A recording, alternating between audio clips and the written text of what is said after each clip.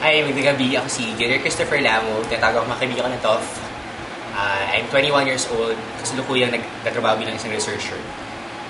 Bakit ba ako Pilipino? Masabi ko Pilipino ako dahil una, lumaki ako sa Shider, sa Voltes 5 sa Batibot, at sa marami pang ibang morning shows. Sorry, Paolo. Gaya. Pilipino ako dahil nasubaybayan ko ang paglipat ng Itbulaga sa iba't ibang channels.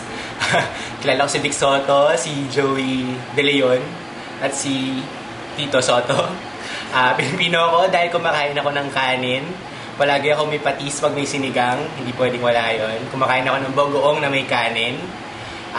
Mahilig ako sa coke pag kumakain ng lunch. At dapat pag Sunday, sama-sama kaming pamilya. Pilipino ako dahil pag dumadaan ako sa mga simbahan, nagsa-sign of the cross ako.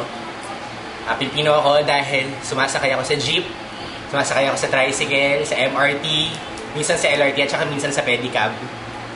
Pilipino ako dahil meron akong Friendster account, meron din akong Multiply account, at iba pang mga accounts na maraming mga global networks.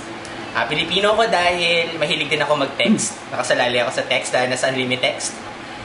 Pilipino ako dahil nakabasa ako ng Noli at El Fili at nalamang hindi lang sila mapangalan mga Espanyol. Pilipino ako dahil hindi ako nakakahon sa kasulukuyang pag-iisip. Global nga, sabi nga nila, kung paano mag-isip.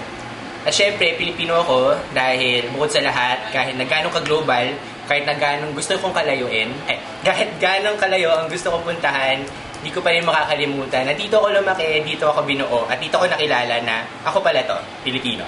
Yun lang. Salamat.